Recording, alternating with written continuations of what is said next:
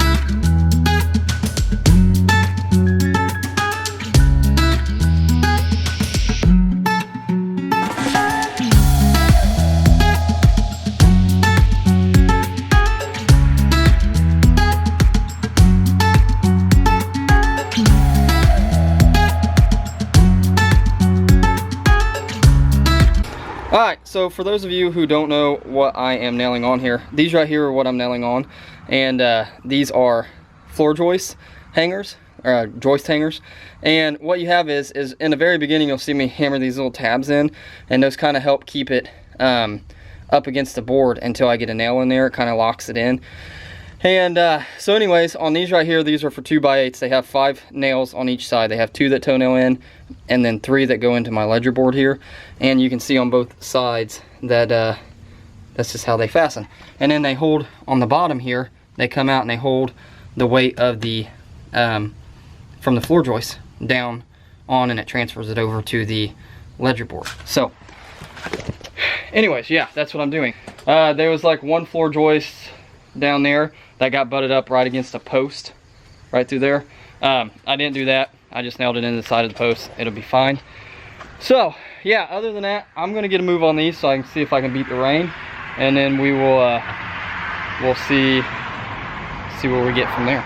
All right, so I'm gonna let y'all in on a little secret here. So when you go to the big box store and you buy stuff like this, like you can get contractor's pack, or you can get like loose stuff like this, and they'll have it in a shelf, and they'll have a bunch of them in that shelf. And usually they're all like stacked together like these are. Make sure you pay attention and don't do what I did. Even though it says that it's for a 2x8, make sure, because these are actually for a 2x10, and this one is for a 2x8. So I went to go put it on the piece of wood and noticed that it was sticking up a piece, or past the wood, like an inch or so. So my last 6 that I need to nail on here, yeah, can't do anything with. So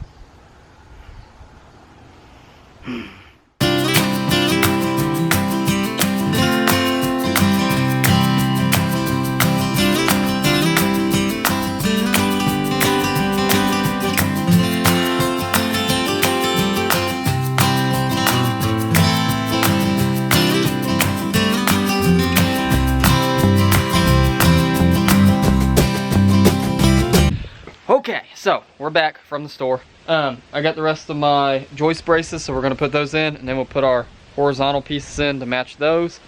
And then, yeah, we'll see where we get from there. I got another thing of rain coming in.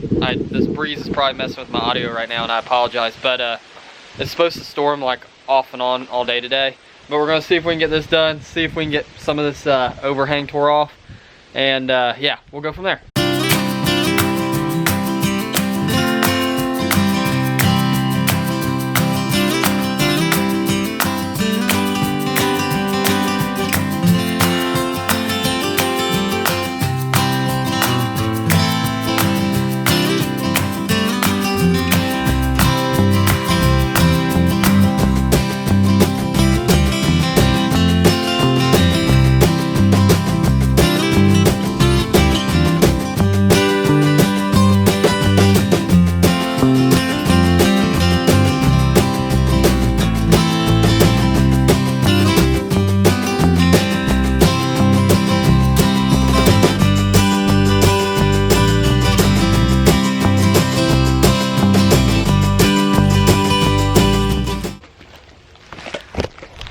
Okay, so check it out. Bam! Ha. Got it all framed in. So it's pretty much framed in, pretty much done. I still have a few things to do. Actually, I have quite a bit of things to do. Obviously, I have a flooring to do, which I'm gonna do that last. I'll get into that later. I still have a step to make right there.